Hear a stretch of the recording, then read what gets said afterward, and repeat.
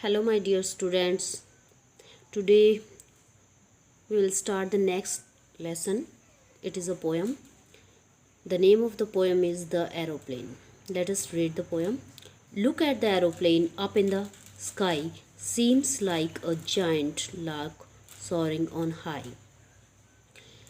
Here, poet says that look at the aeroplane. कि up in the sky. उस aeroplane को देखो जो बहुत ऊपर है. And seems like a giant lark soaring on high. और कैसा दिखाई दे रहा है. Here poet compares the aeroplane with a lark.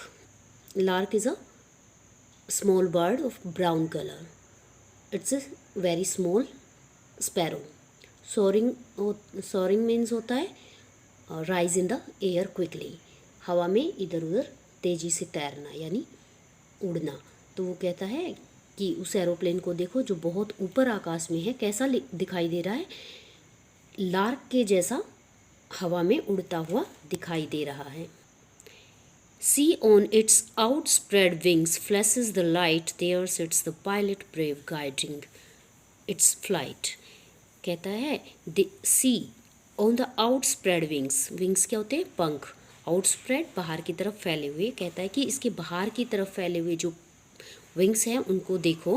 Flashes the light. जिन पे क्या क्या फ्लैश कर रहे वो जिनसे रोशनी निकल रही है. प्रकाश फैल रहा है. There sits the pilot brave guiding its flight. और इसको उड़ाने के लिए कौन बैठा है. Brave pilot. बहादुर पायलट जो जहाज़ को उड़ा रहा है.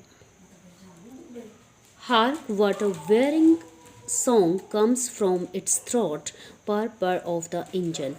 Hark means होता है सुनो. What a whirring sound. Whirring होता है very low continuously sound. ठीक है. जो वो जहाज के चलने से continuously sound जो आ रहा है वो कहता है कि इस साउंड को सुनो जो इसके गले से निकल रहा है. एंड पर of the engine it's only A note. और जो पर की आवाज़ इसके इंजन से आती है वो it's only A note. Note यहाँ पे मीन्स धुन. वो एक धुन के जैसा लग रहा है. Now high and higher yet upward it goes. वो कहता है कि अब ये ऊपर जा रहा है और बहुत ऊपर जा रहा है और भी ऊपर जाएगा. Till but a tiny speck giant heaven it shows.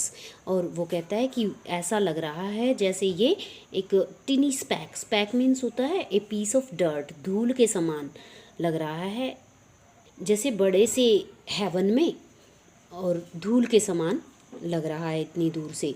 यानी वो जो जहाज है उसकी वो ऊपर ऊंचाई तक जाकर बिल्कुल छोटा सा हो जाता है. यानी बिल्कुल दिखाई देना बंद हो जाता है. Oh, here it is again, big as before, gracefully gliding down to earth once more. वो कहता है oh, here it is again, big and before. ये पहले जैसा ही दिखाई देने लगा है जैसे पहले बड़ा दिखाई दे रहा था. gracefully gliding down to the earth once more. जब ये एक बार फिर ग्रेसफुली क्या होता है ज़बरदस्ती यानी ज़ोर से जल्दी से जब ये नीचे आ रहा होता है तो पृथ्वी पर जब एक बार फिर से ये पहले जैसा बड़ा दिखाई देने लगता है. This poem is written by Jeannie Kirby. So read this poem and learn also.